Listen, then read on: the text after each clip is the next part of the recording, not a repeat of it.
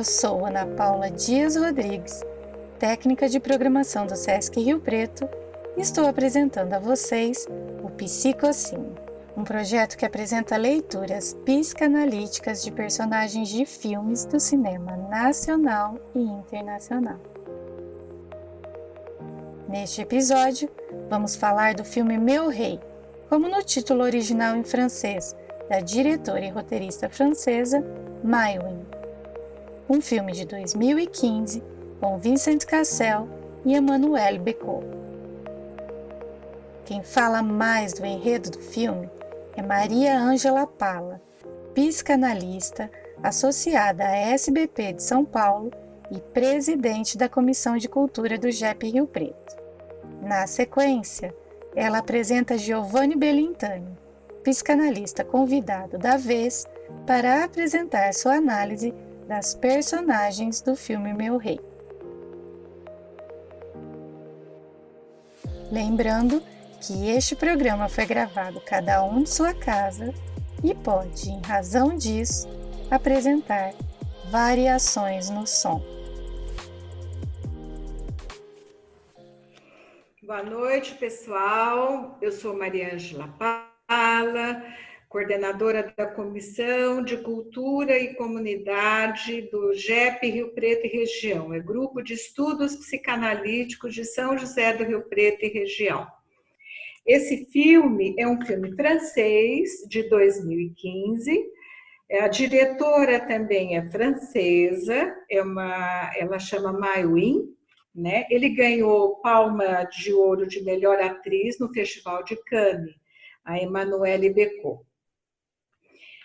Na trama, a protagonista, Emmanuelle Bécaud, ela vive Tony, que é uma advogada, submetida a um tratamento de fisioterapia. Após se acidentar e se atirar rapidamente numa descida muito vertiginosa, numa pista de esqui, né? E, paralelo ao processo de recuperação nessa clínica, o filme acompanha em flashbacks sua vida antes daquele acidente, quando ela vive ainda uma intensa relação com o envolvente Giorgio, interpretado por Vincent Cassel. Bom, já chegando na clínica, Tony é encaminhada para uma psicóloga, né? Que faz uma observação dela estar com perdas de perspectiva de vida. E que, sem saber para onde ir, ela se apressava sem olhar para trás, até cair sem conseguir se levantar. Pontuou que a dor no joelho era a dificuldade dela aceitar acontecimentos na sua vida, né? E que sua cura também seguia pelo caminho psicológico. A diretora, daí em diante, ela traça um paralelo físico e psicológico no processo de recuperação de Tony, fazendo com que o joelho machucado fosse símbolo pelo qual o resto do filme vai se organizando. A fase recém-operada, né, que os amigos chamam de zumbi, da anestesia, sono e imobilidade. Transita pelo semi-fortalecimento, com limite de mobilidade, até o fortalecimento com a restituição dos movimentos. Aí Tony relembra quando conhece Giorgio em uma boate. É um homem com ritmo intenso, sedutor, que só quem suspeita de tudo aquilo que era o irmão dela. Daí em diante, ela transforma Giorgio no centro da sua vida, seu rei, como denomina o nome do filme. E ela passa daí em diante a ser determinada por ele. Admiração, companheirismo, afinidades que existem entre eles e que se pensa que serão o alicerce para um futuro promissor dessa relação, pouco a pouco esses elementos vão dando lugar a censuras, julgamentos, altos e baixos e repetidos abandonos e perdões. Giorgio, ele, na verdade, ele quer todas as suas vontades supridas, já as delas são meras reivindicações insignificantes. Aí os contornos de Tony se esgarçam, ficando invisíveis. É como se estivesse em um território invadido e conquistado. Ela aceita ele sair de casa, ele cuidar da ex que liga de madrugada na sua casa para falar com ele, descobre que tem um relacionamento com essa mulher, ela aceita. Fica uma rotina de desprezo e ela aceita. Aceita ele dar um nome para o filho, que ela acha estranho, não quer muito, mas ela aceita. Encontra ele na cama com outra mulher, ele diz que usa droga e que não sabe nem quem era aquela mulher, ela aceita. Por mais que esteja explícito o processo desumano dessa relação, ela ainda possui na mente aquela ilusória imagem do início da relação, né? Que ela segura isso como um fio de esperança, né? Que tudo aquilo é apenas uma fase, né? E que ela não quer perder a família, né? Que ela tanto almejou para ter. É impossível alguém, né, que se sentiu tão feliz a seu lado agora está descontente? Como assim, né? Então, sem ela perceber, ela foi perdendo a identidade, necessitando passar por um longo caminho para voltar a andar por si só, né? E diante do desenvolvimento inesperado de sua relação com Jorge, nós vamos nos sentindo perdidos tanto quanto a personagem Tony. A cada tomada, uma confusa espiral psicológica que se agrava. Sofremos, nos indignamos e sentimos na pele.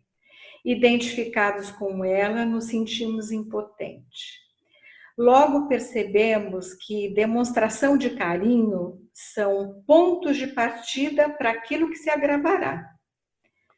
Percebemos que Tony vai se apequenando diante de sua confusão psíquica e na busca por ser reconhecida, enquanto que Giorgio se agiganta a cada situação. Mas ele também necessita da importância que ela lhe dá para a manutenção do seu poder, né? E camuflar, esconder de si mesmo a sua própria fragilidade. Bom, eu fiz um resuminho, um comentário rápido, né, para introduzir agora o Giovanni, né, que vai comentar o filme. O Giovanni é membro filiado da Sociedade Brasileira de Psicanálise de São Paulo e é membro do GEP, né, do Grupo de Estudo de Psicanálise de São José do Rio Preto e região. Então, está com você a palavra, Giovanni.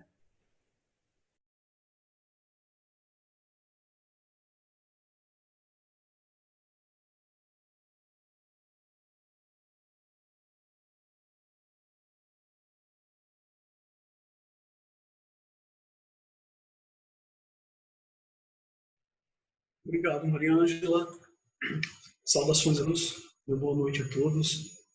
Eu quero ler, né, um trabalho, eu anotei, fiz algumas anotações para poder estar lendo para vocês e no decorrer da leitura eu também poder me posicionar de um jeito mais espontâneo para estar abordando algumas questões que eu pude, que eu quero destacar com vocês a respeito do filme.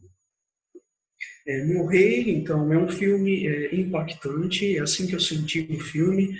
Eu consegui escrever alguma coisa depois de 3 dias, assim, que ele ficou reverberando dentro de mim, por se tratar sobre o enredo do amor, né?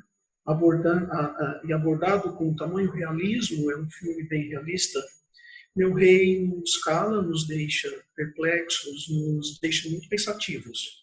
Somos capturados pelos tantos desdobramentos que nossas relações amorosas nos traz.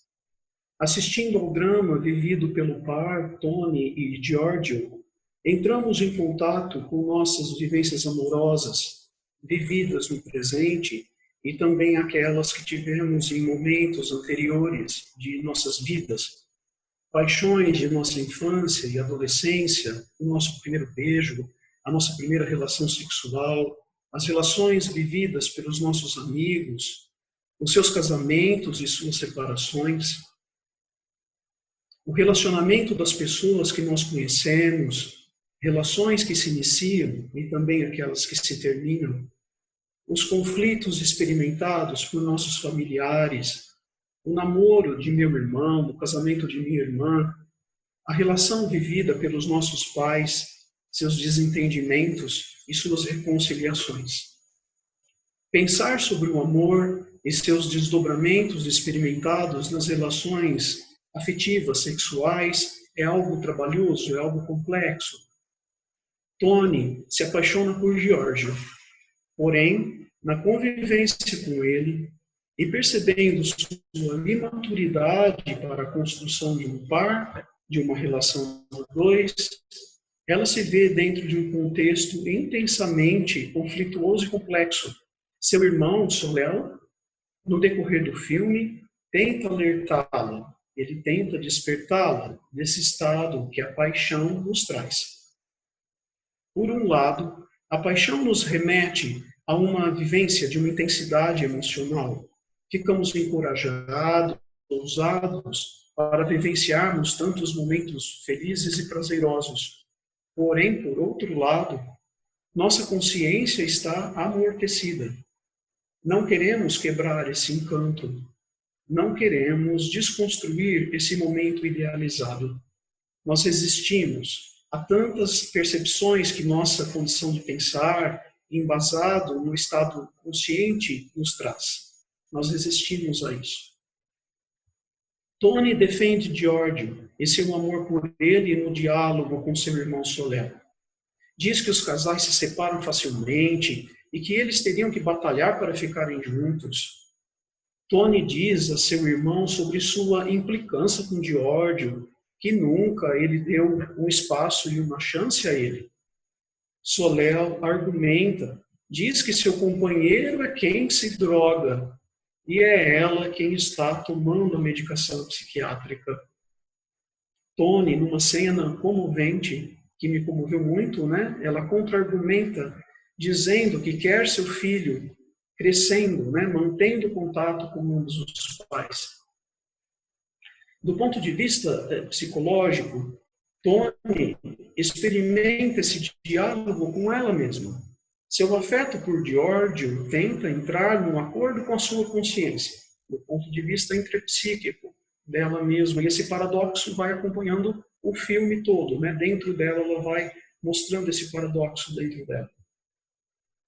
Tony experimenta esse diálogo com ela mesma. Ela tenta construir um espaço de diálogo com o Giorgio. Tenta sensibilizá-lo para a construção desse verdadeiro pai.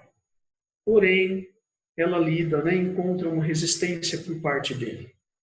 Giorgio se mostra imaturo, enroscado nos desdobramentos de fases anteriores de seu desenvolvimento emocional.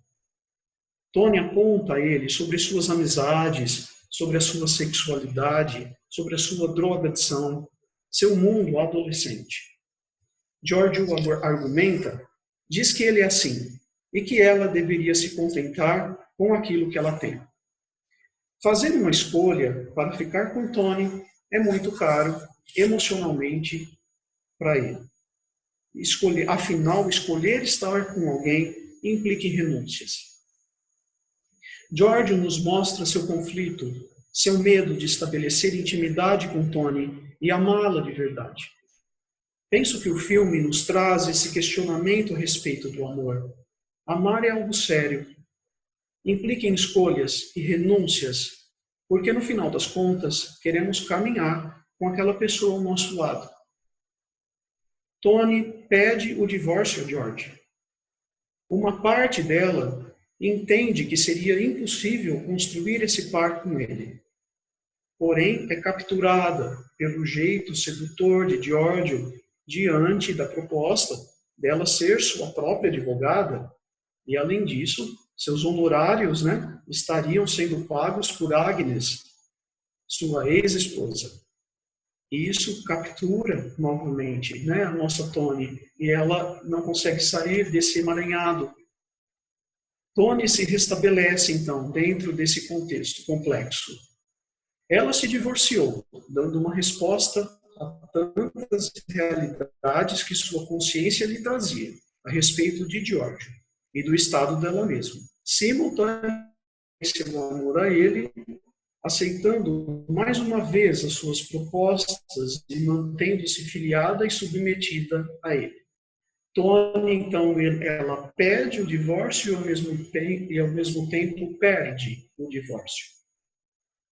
Racionalmente, né, perante a lei, perante a cultura e a sua própria consciência, eles se divorciam. Porém, ao mesmo tempo, Tony perde o divórcio, ou seja, perde a chance de se divorciar afetivamente, emocionalmente de Giorgio e reconstruir a vida dela, né? A gente vai assistindo o filme, a gente vai despertando na gente uma vontade, um desejo de que Tony repare isso e dê prosseguimento à vida dela. Tony, ao longo do filme, vai podendo reparar esse amor por Giorgio, na medida em que ela entende que tal afeto por ele não é algo a ser destruído, mas sim preservado dentro dela. É assim que eu fui tendo uma compreensão do filme. Ela vai fazendo movimentos, ela vai se esforçando também para elaborar esse amor e para dar continuidade à vida dela. Ela mostra para a gente, do meu ponto de vista, né, que ela tem um esforço nesse sentido. Tony não briga com o afeto que ela sente por ele. Em nenhum momento ela se arrepende por ter se envolvido com Giorgio. Pelo contrário, sua luta encontra-se na sua busca de vivenciar esse amor. Seu conflito diz respeito a ela sentir uma incompatibilidade por parte dele de construir uma relação com ela. E, ao invés dela encontrar uma saída para seu conflito, ela se mantém nele. Esse paradoxo é mostrado no decorrer de todo o filme. Tony, apesar das tentativas de se separar afetivamente de Giorgio, ela não consegue renunciar a esse amor. Porém, encontramos também nesse romance a personagem se esforçando para se desligar de Giorgio. Assim, digamos que Tony vai, no decorrer do filme, simbolizando esse amor. Esse afeto encontra espaço para morar dentro dela. Ela não sente em nenhum momento que teria que esquecê-lo. Pelo contrário, a saída que ela encontra, que aliás é uma excelente saída a todos nós, não diz respeito a brigarmos com aquilo que sentimos, mas sim entendermos o que estamos sentindo, identificá-lo, conhecê-lo, dialogar com tal sentimento, acompanhar os desdobramentos que tal afeto nos traz. Assim vamos arrumando esse lugar para esse afeto morar dentro da gente, nos nossos espaços de memória. Aliás, com qualquer afeto, não só com amor, também quando sentimos raiva, quando sentimos inveja, quando sentimos ciúmes, quando sentimos apreço, quando sentimos ressentimento. Então, essa seria uma proposta, né? Inclusive, nossa, uma provocação também, para como a gente faz com os nossos afetos, né? E a gente vai se esforçando para a gente desenvolver esse espaço que a gente chama de continência dentro do nosso psiquismo, para os nossos afetos encontrar morada dentro da gente. Assim, vamos arrumando esse lugar para esse afeto morar dentro da gente e dos nossos espaços de memória. Após Tony celebrar com Giorgio o aniversário de seu filho Simba, que, aliás, é o nome escolhido por Giorgio por representar um marujo que vive muitas histórias em suas viagens, né? Ela acolhe Tony em sua casa e Simba, naquela noite, pede para dormir com o pai. Giorgio, invejável, transa com Tony. Ele, suponho, acredita que Tony não resistiria às suas investidas, ao seu espírito torto. Giorgio nos mostra traços narcísicos em sua personalidade. Trata-se de um galanteador, que pode ter todas as, né? Um Dom Juan de Marco, né? Ele é um sedutor. Ele acredita em seu imaginário que Tony está à sua disposição para lhe proporcionar prazer. Porém, neste momento, encontramos uma Tony com uma condição psíquica diferente. Ela renuncia a essa transa e ao encontro íntimo com Giorgio, na medida em que esse amor encontra moradia dentro dela. Esse empenho e esforço de Tony para resolver esse conflito representado, então, quando a encontramos lendo um livro, né? Eu acredito que a diretora, né, do livro, do filme, colocou esse livro também, não é por acaso, né? Não sei se vocês prestaram atenção, mas é nada mais nada menos, né, que o livro Roman Gary, publicado em 1975, La vie devant soi, né? Então, a vida à sua frente. No inglês, o livro foi traduzido como The Life Before Us, né? A vida antes de nós. Então, eu suponho que numa cena em que ela estaria trancada no quarto lendo um livro, eu suponho que é o jeito que a diretora encontrou de transmitir para a gente essa mensagem, né? Que ela estaria se esforçando, ela está reparando, ela está construindo esse lugar, ela está cuidando desse amor que ela tem por ele, mas em nenhum momento ela briga com o sentimento que ela tem pelo Giorgio. O acidente na estação de esqui, no início do filme, e que leva o Tony a ter que se internar numa clínica de reabilitação, sugere pensarmos, até antes mesmo apontado pelo seu próprio irmão Soleil, né, que tal acidente seria um sintoma advindo dessa submissão de Tony por Giorgio. Soleil, em uma cena, diz para ela: em algum momento você vai se acidentar, né? Aliás, essa é uma questão também que vai aparecendo no filme, eu vou abordá-la aqui, que é uma questão temporal, também que o filme nos traz. Então, Soleil aponta para ela: em algum momento você vai se acidentar com o tanto de submissão que você, né, de maltrato que você está se fazendo. E aí, nessa continuidade, né, tendo essa perspectiva temporal do filme, ela tem um acidente na estação de esqui. Cabe aqui um destaque ao próprio nome do filme, Mon Roi, Meu Rei, que nos aponta que se estivermos numa relação com o rei, nosso lugar nessa relação seria de súdito, ou subalterno, ou escravo, ou ainda inferiorizado, ou submetido. Aqui encontramos Tony, né, dependente desse amor. Um amor que a escraviza e que lhe esvazia de suas próprias condições. Tony vai adoecendo no decorrer do filme, a ponto de precisar de medicação psiquiátrica. Né? Cenas que apontam sua humilhação diante de seu rei. Tony o idealiza, coloca-o nesse lugar de ser seu homem a qualquer custo, até a sua própria vida. E aqui, não nos esqueçamos, né, que Agnes, a sua ex-esposa, encontra-se também nesse lugar e tem uma tentativa de suicídio após a notícia da gravidez de Tony. Então, o filme traz essa perspectiva temporal para a gente. O que a gente vai observando, que vai acontecendo com o Tony no passado, então, vai dando a Agnes, né, vai dando notícia dessa semelhança que vai ocorrendo, né, dessa repetição, dessa semelhança. E aí, no final do filme, nós temos notícia, inclusive, da namorada nova do Giorgio, que seria a próxima vítima, né, dentro dessa perspectiva temporal. Estamos diante de um quadro sintomático em que Tony vai se ferindo e se machucando até sofrer o acidente na estação de esqui. Sua relação com Giorgio é lembrada por ela enquanto se recupera na clínica de reabilitação. Então, nós somos apresentados às suas lembranças e sonhos que ela vai tendo nesse período. Antes de iniciar o tratamento, o Tony é abordada pela psicóloga da clínica, então, a respeito de um suposto sentido e significado para este acidente.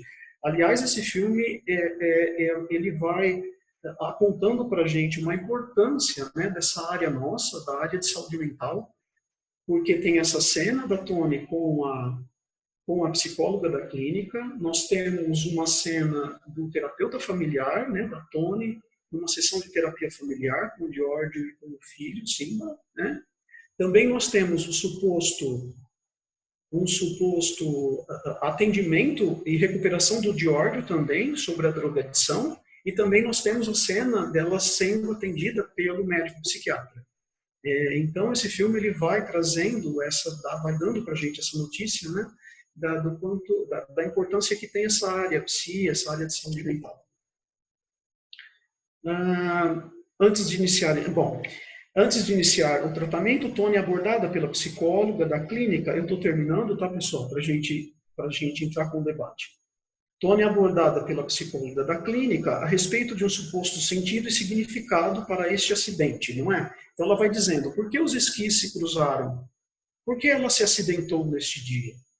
Às vezes perdemos nossa perspectiva de vida, não sabemos aonde vamos, mas nos apressamos, nunca olhamos para trás, então caímos. Às vezes não conseguimos nos levantar, não é? E aí ela continua. O joelho significa a capacidade de ceder, entregar-se e mesmo recuar, pois é uma articulação que flexiona apenas para trás. Dor no joelho sugere dificuldade da pessoa em aceitar um acontecimento em sua vida e sua cura segue o mesmo caminho psicológico. Assim, Tony estaria diante de uma provocação psicológica que poderia acompanhar durante a sua reabilitação física. Ela teria, então, que ceder e aceitar, ou melhor dizendo, suportar, perder de ódio, né? Deixá-lo ir. Eu estou finalizando, então, na cena final do filme, após sua recuperação, Tony se encontra com Giorgio no colégio de seu filho. Ela usa o relógio, presente de Giorgio, que logo é alvo da atenção do Giorgio. Ela o admira. Olha a textura de sua pele, não é assim que a cena vai acontecendo, né? Ela olha para as suas mãos, os dedos, o seu rosto, o seu corpo, a boca. Eles se despedem e Giorgio sai da sala, enquanto Tony continua sua conversa com a direção do colégio. E aqui eu penso que fica uma provocação a todos nós, né? Se Tony estaria, né, reabilitada também psiquicamente, juntamente com o que ela conseguiu fazer com o joelho e com o seu corpo. Essa que me parece que é a grande questão, se ela teria, ao longo da vida dela, condição de se reabilitar também psiquicamente, juntamente com o joelho, com o seu joelho. Obrigado. Vamos abrir então agora as colocações de vocês também, para as impressões, colocações, e nós vamos construindo aqui essa concha de retalhos. Obrigado, pessoal. Na sala virtual de bate-papos, quando gravamos esse podcast, eu participei fazendo a mediação das perguntas. É o que você ouve a seguir. Giovanni, eu fiquei aqui pensando, né, quando eu assisti o filme, que é o ponto de vista dela. Se fosse contado pelo irmão dela, por exemplo, aquelas violências que vão aparecendo ao longo do filme seriam muito mais intensas, porque apesar dela estar fazendo uma revisão da vida dela, ela ainda continua com um olhar apaixonado por ele. Ela sabe que aquela relação não é possível, mas o olhar dela e o olhar que se confirma nas últimas cenas do filme, com aqueles primeiríssimos planos do rosto dele, é o olhar dela para aquele homem, né?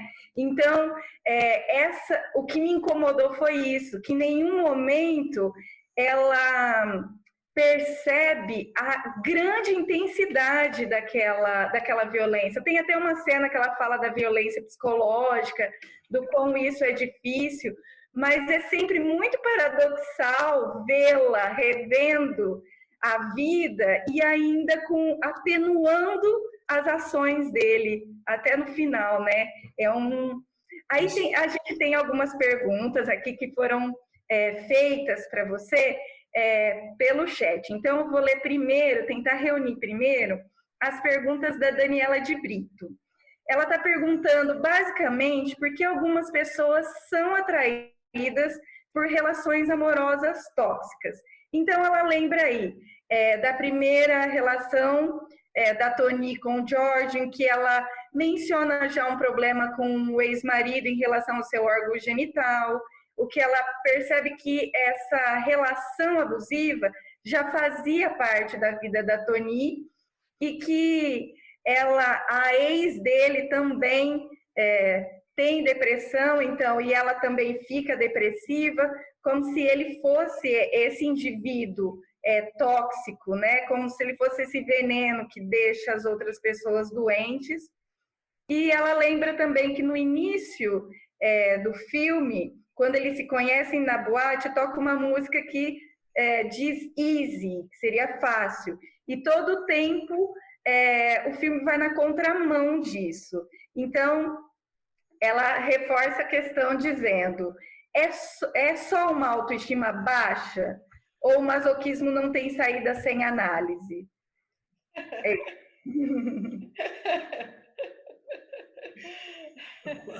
Quem perguntou? Qual o nome, Ana Paula? Daniela de Brito. Oi, Daniela, boa noite. Você me fez lembrar também de como eu fui me sentindo assistindo o filme, que a gente vai tendo vontade, vai despertando uma raiva da Toni, a gente vai tendo vontade de chacoalhá-la, né? A gente vai sentindo o que o irmão dela vai mostrando também. Ele tenta chacoalhá-la, ele tenta alertá-la. E eu fiquei imaginando se essa raiva que ela vai mostrando, esse ódio, essa raiva, ela vai mostrando em alguns poucos momentos, porém de um jeito muito inibido na relação. Ela explode muito pouco com o Giorgio, né? Então, quem explode, na verdade, é o Giorgio. Ele tem muito pouca tolerância, então ele explode.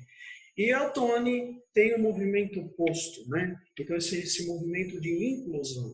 Então, é isso que o que vai aparecendo nessa autoestima, então, comprometida. É quando esse amor próprio vai se comprometendo e ela vai se desmerecendo. Então, há uma inclusão desse ódio. Esse ódio, ela teria mais a que esbravejar, ela teria mais a que mostrar para o Giorgio o que ela está pensando, o que ela está sentindo dele.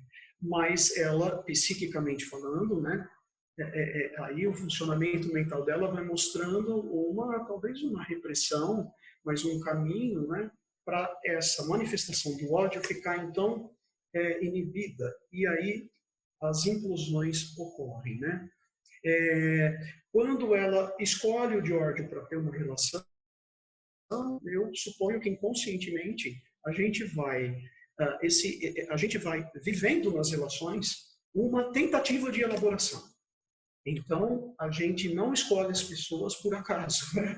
A gente está com quem a gente está, ou não está também com quem a gente não está, também não é por acaso, porque ainda nessa escolha, a gente ainda tem uma chance, ainda a gente ganha uma chance de reparação, de elaboração. No caso da Toni, a gente precisaria, sim, ir conversando com ela e sensibilizando ela sobre tudo isso para, claro, no decorrer do processo, e retirando ela desse lugar de submissão. No caso do George, a gente vai estar apontando a questão aí desses desdobramentos dessa rebeldia narcísica, né? Desse protesto narcísico quando o outro se apresenta. Então, em várias cenas, ele vai explodindo a cena do carro. Estou lembrando da cena do carro, quando ele dá ré, por uma questão, quando ela se posiciona, quando ela passa a existir, né, com uma ideia própria, ele se espanta, né? Como você ousa ser você? Como você ousa existir? Como você ousa ter ideias próprias? Então tem um espanto. E aí um narcisismo que vem e protesta. E aí também na cena do escritório, né, quando ele vira a mesa, enfim, a gente teria que ajudar então o Giorgio, de uma certa forma, aí, então, de contato com esse narcisismo, como a gente nomeia, egoísmo, popularmente falando, né? As relações tóxicas, então, né, pegando esse nome que você colocou, de uma certa forma é uma das entre tantas, né, tantas manifestações que a gente vive numa relação com o outro, não é? Então, essa é uma possibilidade, a gente vai, de uma certa forma, encontrar também no outro uma possibilidade da gente se desenvolver. Eu fiquei imaginando esse casal também na sessão de terapia, né? Só faltou a sessão de terapia do casal, né? Teve a sessão de terapia dela, teve a sessão de terapia supostamente dele, teve a sessão de terapia da família, e eu fiquei imaginando, colocando esse casal numa sala de análise e como ir abordando esse casal, né, diante desse conflito. Me despertou esse olhar transformador, me despertou esse olhar para esse casal, porque o Tony vai também apontando uma fragilidade por trás disso tudo. Isso que eu gostaria também de dizer para vocês, né? Ele vai, junto com essa suposta potência dele, vai mostrando, na verdade, uma impotência, né? Tem uma impotência por trás dessa forma dele ser. Na verdade, ele é o imbecil mesmo, né? O rei dos imbecis, como ele responde, né? Naquela cena do quarto dele, né? Com ela. Mas vamos lá, Ana Paula. Tem aqui uma colocação do Rô Verde, ou da Rô Verde, não dá para saber, que está dizendo assim, ó, penso que esse lado emocional dela, de não questionar o relacionamento com ele e permitir ser persuadida com um comportamento repetitivo, me parece infantil e com baixa autoestima dela. E agora, a Vanessa também fez uma pergunta relacionando com essa coisa da infância, né? Ela diz, Giovanni, você acredita que o comportamento dos dois personagens tem relação com as experiências vividas por eles na infância, nas primeiras relações? Sim, é assim, né? Esse é o nosso olhar, né?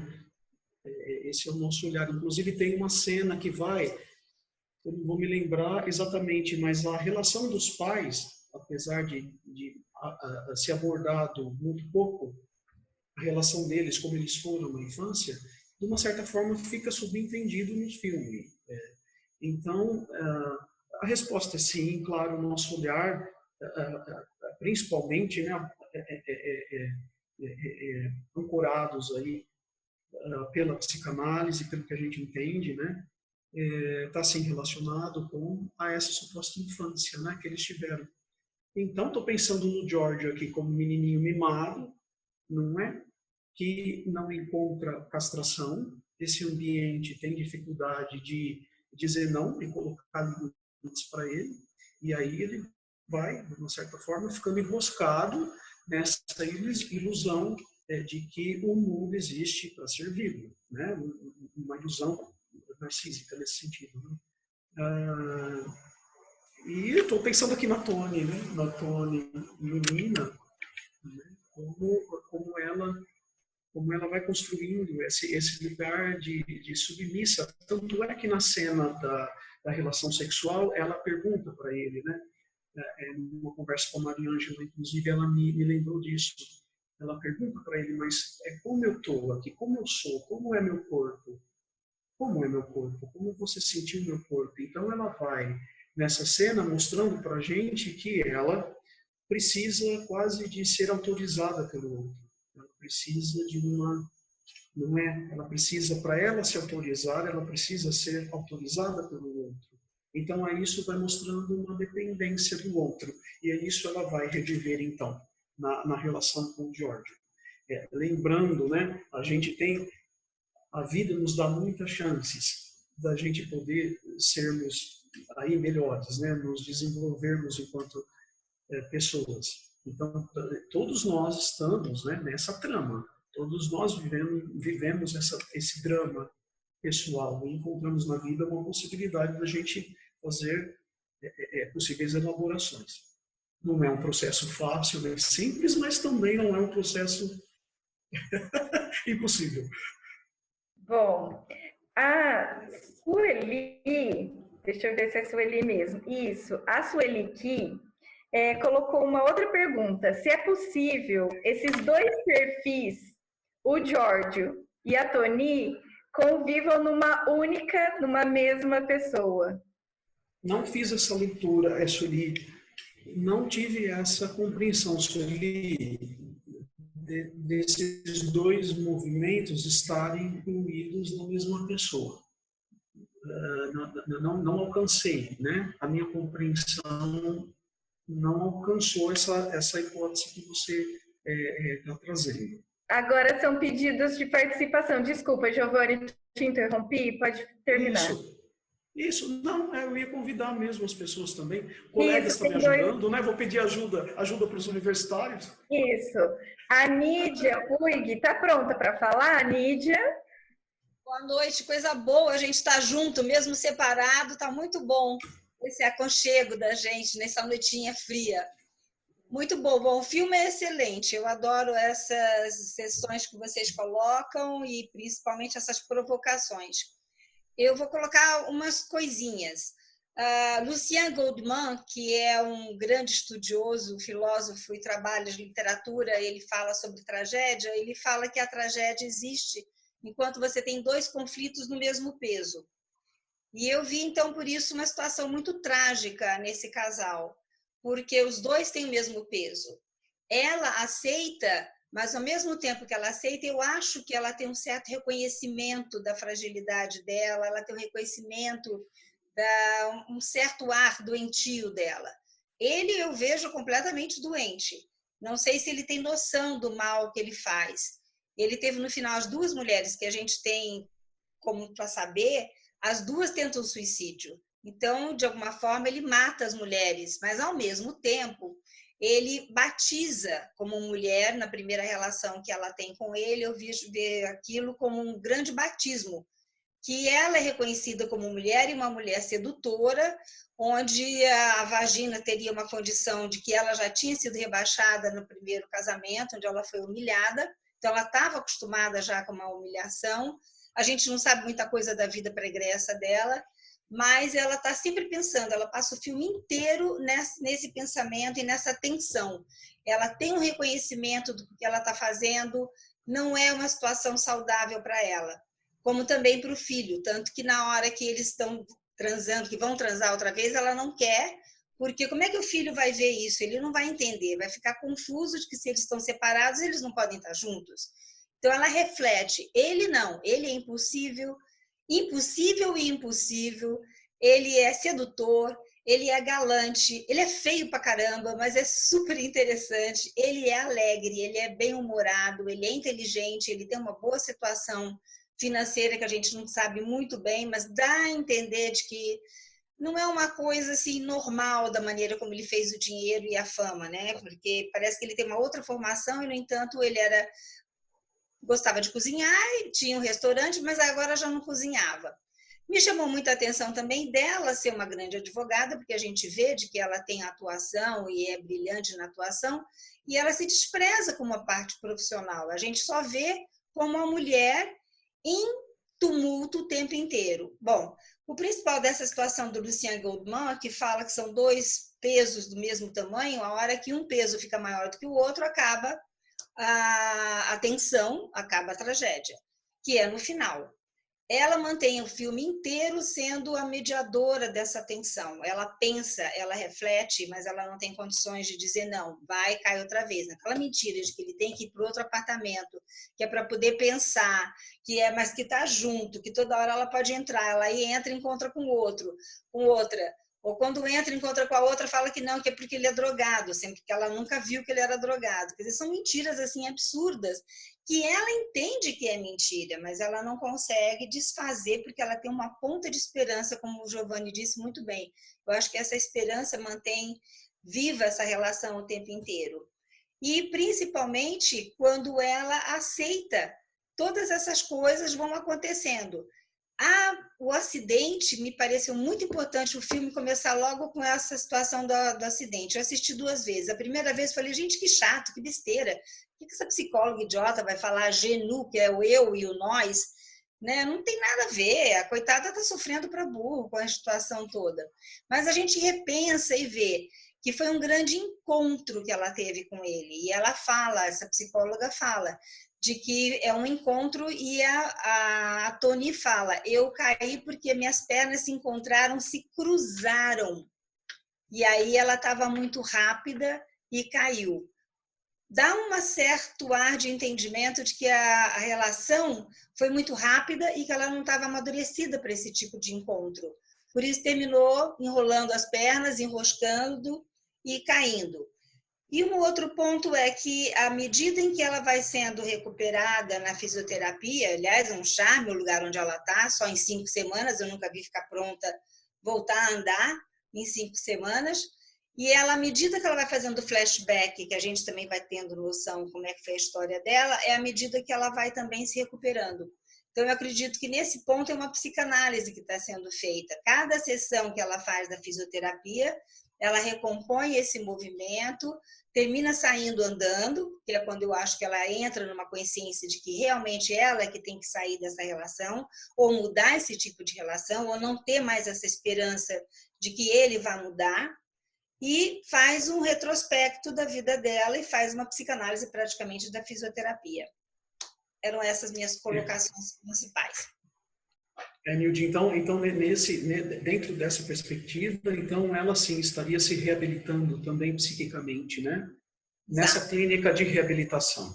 Inclusive voltando para a água, né? Interessante, porque o tratamento é na água, quer dizer, volta para a barriga da mamãe, volta para uma origem, para poder aprender a andar outra vez, aprender a ser gente outra vez, aprender a ser um indivíduo separado desse domínio dele. Agora, ele é uma delícia, muita coisa que ele deu, ele é um torturador, ele dá coisas maravilhosas, brinca, inteligente, bem-humorado, elogia, faz um monte de coisa boa, inclusive o filho, né, que é uma ideia que ela não tinha pensado em ter filho, ele que quis, mas sempre tem um elo de que querer um filho é uma situação de união, é uma situação de para sempre felizes. E ela precisa mudar. E eu acho que realmente ela muda. Ele, não, pelo visto no cinema, no filme, ele permanece igual, inclusive sem consciência de todos os males, nem das coisas interessantes, nem do torturador que ele é, que dá e tira, enfim. Sim. E tem essa perspectiva temporal que você trouxe novamente nela, né? E nele também, porque ele pergunta para ela na cena, né? Mas você só se relaciona com homens imbecis? E aí ela pergunta para ele: e você é um homem imbecil? Então tem uma perspectiva temporal, aí ele fica meio sem graça e fala assim: eu sou o rei dos imbecis, né? Então tem sim uma perspectiva, né, temporal do filme que eu achei interessante também. E o irmão dela fala, quando vê o Pebolim na casa, ele fala assim, um adolescente rebelde, um adolescente que não cresceu. Então é como se desse a denominação do que vai acontecer. Isso aí. E o chulé, né? Ele tem chulé. Irreverente. Muito irreverente. Nós temos mais uma pessoa para fazer uma colocação, que é a Maiara, tá bom? Maiara, você está pronta para fazer a pergunta? Bom, eu primeiro queria parabenizar todos, né, pela organização do evento. Né? Eu estou aqui no Mato Grosso do Sul, em Paranaíba. Já estive no GEP em outras ocasiões, né, e agora poder retornar virtualmente é um grande prazer, tá? O que eu queria colocar, eu acho que já foi circulado de outras maneiras aqui, o que me chamou mais atenção no filme, né? Primeiro é o mal-estar que ele causa, a gente vai assistindo e eu fui sentindo mal-estar, né, ao longo do filme. E o outro ponto que me chamou a atenção foi esse final, né? Que aí o Giovanni traz a pergunta se ela estaria reabilitada emocionalmente, né? Eu fico com a impressão de que não, né? Ao assistir o filme, eu fico com a impressão de que ela ainda está fascinada por aquele homem, né? Que a forma como ele se porta, né? Alguns colegas falaram aqui do triunfar sobre o objeto, aquilo ainda fascina ela, né? E eu fiquei com esse mal-estar, com essa sensação, né, de como que ele, assim como ela não consegue ver o tamanho da violência que ela sofre, ele também não enxerga o mal que ele faz, né? Parece que há uma complementaridade assim, entre o casal, de que um está ali fazendo mal e o outro está recebendo esse mal e nenhum está se dando conta do que está acontecendo, né? E foi isso que mais me tocou no filme, né?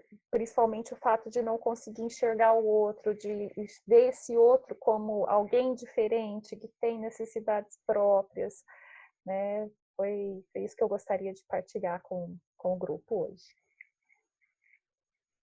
Estou me lembrando, né, Mayara, do que a gente estuda do teórico do Bion, né? Que ele fala dos tipos de relação, ele fala da relação de conhecimento, a relação de amor, não é a relação do ódio, né? Então, como vai nesse drama, né, do Giorgio e da Toni, o amor e o ódio, né? Assim, parece que os dois não se desgrudam, como eles estão envolvidos com essa... E pouco conhecimento, porque o conhecimento, aí sim, ajudaria eles a se desenvolverem. Eles têm pouco conhecimento. Ela mais do que ele, né? Ela ainda mostra a reparação, a simbolização, me deu a impressão. Então, mas aí é como tem um predomínio do amor, do ódio e muito pouco conhecimento, não é? Que é essa tomada de consciência, todo esse trabalho, né, que a gente faz. Enfim. Queria retomar a sua questão da Sueli, que ela disse se os dois estariam numa mesma pessoa. Se essas duas personalidades, né? Se esses dois perfis pudessem conviver numa mesma pessoa, a pessoa pudesse, ao mesmo tempo, ser aquele agressor que o Jorge se apresenta, quanto aquela personalidade da... Era essa a pergunta. Sim. Não, no decorrer aí da nossa discussão, eu fui me lembrando que tem um aspecto adolescente, parece, dela. Assim, que na clínica de reabilitação, primeiro na boate, né? Ela vai na boate, encontra ele também naquele contexto adolescente, mas na clínica de reabilitação, ela se aproxima de um grupo de adolescentes, né? Então ela é questionada, mas por que você está com a gente? Ela fala, porque vocês são divertidos, né? Então eu fiquei me questionando, porque ela não foi se identificar lá com pessoas da idade dela. Então, a Sueli me fez pensar nesse suposto elemento também da adolescência que está dentro dela, enfim, e também dentro dele, né? Então, tá bem. Eu gostaria de trazer também uma perspectiva do filho, né? É que nós já estamos nas 9:10, né? Mas tem aquela cena do filho, como que o casal, vocês, todos nós, educaríamos o nosso filho, né? Então, ela defende a ideia, não, a gente tem que ir lá, vamos marcar com ele sendo um bebê, ele entende de tudo desde de bebê. Então, a gente vai, marca, e vamos conversar com o Simba a respeito da nossa decisão de se separar. E o George, imagina, ele é bebê, não entende nada, você está ficando louca que vai conversar com um bebê, criança, que a gente vai se separar. Então fica também para a gente uma provocação, como a gente educa os filhos, né? Como que a gente vê os bebês, né? E as crianças, como que os pais vão abordando, então? Construindo espaço com as crianças a partir de qual idade ou não? Temos linhas teóricas, né? Correntes teóricas que vai nos ajudar a pensar nisso, mas enfim, gostei muito dessa cena também, dos dois decidirem se vão conversar com o bebê, a criança ou não, né? Do que eles estão pensando em fazer. Mas, enfim, vamos lá. Giovanni, a Maria Elisa, ela coloca aqui que deixar o Jorge para Toni também era deixar aquilo que ela, o que faltava nela. Então, de alguma maneira, ela procurava, né, aquele espírito livre, não sei como a gente pode interpretar essa liberdade, para mim é muito difícil, é intensidade, né? Intenso. É difícil aceitar isso como liberdade. A Eleni queria fazer uma colocação. Será que a gente pode abrir para ela fazer? Então, eu estava pensando, gente, como a gente anda estudando um pouco essas questões da violência doméstica, enfim, né? Tem no grupo COVAP, né? E a violência de gênero é um assunto extremamente complicado e delicado, né? Mas eu concordo com as ideias da Vanessa, que tem na verdade, uma perversão, né? Parece que é um termo muito pesado, né? Mas tem umas questões sadomasoquistas, vamos dizer assim, né? Mas principalmente na Tonique tem uma questão do masoquismo mortífero, né? E isso eu acho que faz com que ela não consiga sair desse lugar, né? E tem essa indefensibilidade dela, né? Isso de ela não conseguir se defender e sair dessa situação, que nas violências, de um modo geral, que a gente tem lido, de gênero, enfim, violências entre casais, violência doméstica, né? Essa indefensibilidade, ela está muito ligada a um extremo desamparo, né? Então, e um histórico dela traumático, né? No filme a gente vê que ela vem de outros relacionamentos traumáticos, né? Então, cada vez que ela repete, porque ela perde a memória do que ela sofreu anteriormente, e nessa perda de memória, o novo relacionamento fica uma novidade para ela, mas na verdade não é uma novidade. Ela está repetindo a mesma situação de violência, né? Então ela vai, isso não... E eu fico pensando também que no final ela não se recuperou, né? O olhar que ela faz para ele é um olhar de, olha, se você topar, nós vamos fazer de novo isso, né? Então tem um casal perverso, não de perversidade, né? Mas de um modo de funcionamento que é enzima e catalisador, né? Então eles fazem o par, né? E a hora que o Giorgio ele atinge, né, esse ponto dela do desamparo, é esse momento em que ele consegue fazer a sedução, né?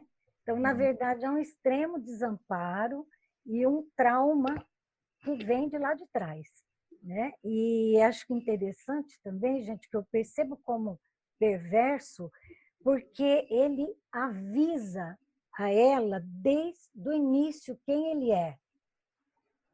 E é assim, né? O perverso, ele te conta desde o começo. Naturaliza. Você que não capta, né? Então, ela não capta porque ela tem toda essa história pregressa, né?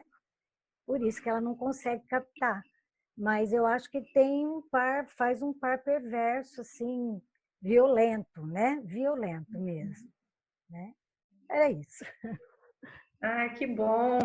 Que bom ver esse tema da violência de gênero assim abordada. A Regina Tabarini, eu vou ler a colocação que ela fez aqui no chat também, que foi bem interessante. O lugar de fala é sempre muito importante a ser considerado. De fora, distante, é fácil olhar para a Toni e considerar seu perfil. Como mulheres, não queremos nunca reconhecer que essa é uma cilada muito fácil de cair. Para falar a verdade, até a Regina, né, eu também, no início, fiquei em dúvida em relação a essa violência. No primeiro gesto grosseiro, eu senti um incômodo, mas logo também fiquei seduzida pelo jeitão dele. Só mais adiante, minha ficha foi caindo. Ou seja, é muito fácil passar 10 anos nesse vai e vem de engano, um perigo. E é aí que eu vejo a sutileza e beleza do filme. Na minha opinião, o que o filme mostra não é o masoquismo escancarado, mas a sutileza como o caos se instala. Isso. Lindo, viu, Regina, sua leitura? Obrigado, Regina. Obrigado, Levi, Lídia, pelos comentários. Muito bom. Gente, Eu até tentei, me veio na cabeça a ideia também da relação sadomasoquismo, da perversão. Mas eu não sei, por algum motivo eu evitei entrar nessa vertente, mas que bom que vocês retomaram, né? Muito obrigado pela presença mais uma vez de todos vocês. Obrigado, Ana Paula, pessoal da Bibol do Lago, que esteve com a gente aí, dando assessoria técnica. E foi muito bom, muito bom. Eu estou me lembrando que há um ano atrás eu fechava um ciclo, né, de cinema e psicanálise com o filme O Confeiteiro, no final do mês de maio, né? E hoje eu estou abrindo, então, esse ciclo de cinema e psicanálise com o meu rei. Então, e que venham outros, né? Muito obrigado. Você acabou de ouvir a leitura psicanalítica do filme Meu Rei, por Giovanni Bellintani, no primeiro episódio do podcast Psicocine. Realização do Sesc Rio Preto, em parceria com o Grupo de Estudos Psicanalíticos de Rio Preto e Região. Antes da pandemia de coronavírus, o Psicocine acontecia no Teatro do Sesc Rio Preto, com a exibição do filme, seguida por um bate-papo conduzido por uma ou um psicanalista filiados ao GEP Rio Preto. A partir de agora, você tem 2 maneiras de acompanhar as discussões e as leituras apresentadas no Psicocine. Uma é participando da sala virtual de bate-papos ao vivo, e a outra é por meio deste podcast. Para ficar por dentro desta e de outras programações, siga o perfil do Sesc Rio Preto no Facebook, Instagram e Twitter.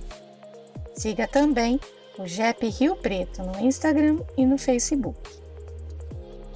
Quer dar sugestões e fazer comentários? Procure a postagem dessa atividade nas redes sociais do Sesc Rio Preto. Em breve, anunciamos o próximo episódio. Até lá!